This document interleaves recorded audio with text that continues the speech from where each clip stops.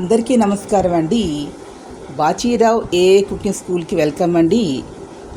ఈరోజు మన వీడియోలో ఆకాకరకాయ కొత్తిమీర కర్రీ తయారీ విధానము. ఇక్కడ ఆకాకరకాయ అంటే మామూలు మనం రోజు తినే చేదు కాకరకాయ కాదండి. ఇది చేదుగా ఉండదు. ఈ కాకరకాయ అస్సలు చేదు ఉండదు. ఆకాకరకాయ అనేది అడవుల్లో కాస్తూ ఉంటుంది. అందరికీ దొరకదు, అప్పుడప్పుడు దొరుకుతూ ఉంటుంది. ఇప్పుడు బాగా దొరుకుతుంది, ఒకప్పుడు రేరుగా దొరికేది. ఈ ఆకాకర చిన్నగా ఉంటుంది, పైన ముళ్ళు కింద చిన్నగా ఉంటాయి కాయలు, పైన ముళ్ళు కింద.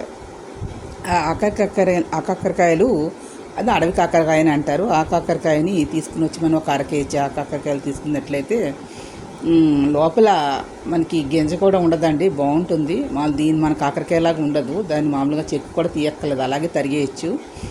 బాగా కడిగేసుకుని శుభ్రంగా కడుక్కొని ముక్కలు ఇలా రౌండ్ చక్రాల్లాగా మనం పొడుగ్గా ముక్కలు కానీ కట్ చేసుకొని చిన్నగా ఉంటాయి కాయలు. కడిగి పక్కన పెట్టేసుకోండి. తనగా తరిగేసి పక్కన పెట్టుకున్న తర్వాత మళ్ళీ మనం కొత్తిమీర, ఒక కట్ట కొత్తిమీర సన్నగా తరుక్కుని, పచ్చిమిరపకాయలు కూడా సన్నగా తరుక్కుని, పచ్చిమిరపకాయలు కొత్తిమీర అందులోనే కొద్దిగా మన జీలకర్ర వేసుకుని ఉప్పు వేసేసుకొని మిక్సీలో పట్టి పేస్ట్ చేసి పక్కన పెట్టుకుంటూ దంచుకున్నా కూడా బాగానే ఉంటుంది.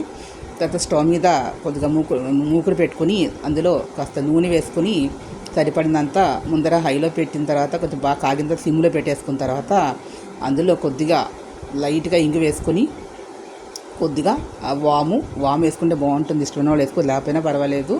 కొద్దిగా జీలకర్ర వేసిన తర్వాత అవి బాగా వేగిన తర్వాత అప్పుడు ఇందులోనే మనం ఈ ఆకాకరకాయ కొద్దిగా ఆ తర్వాత ఆవాలు వేయండి. ఆవాలు కూడా అయిన తర్వాత అప్పుడు ఈ ఆకాకరకాయ ముక్కలు వేసేసుకొని కొద్దిగా పసుపు ఉప్పు వేసుకొని, ఇందులో వేసాం కాబట్టి ఎక్కువ వేయక్కలేదు, కొద్దిగా పసుపు ఉప్పు వేసుకొని మూత పెట్టేసేయండి. ఒక 20 నిమిషాలు అయిన తర్వాత మనం పేస్ట్ చేసుకుని పేస్ట్ అందులో వేసేసి బాగా పైకి కిందకి బాగా కలుపుకోండి. ఇష్టమైనటువంటి వాళ్ళు టొమాటో ఉల్లిపాయలు కూడా పేస్ట్ చేసి మిక్సీలో అది కూడా దాంట్లో వేసి దింపే ముందర వేస్తారు.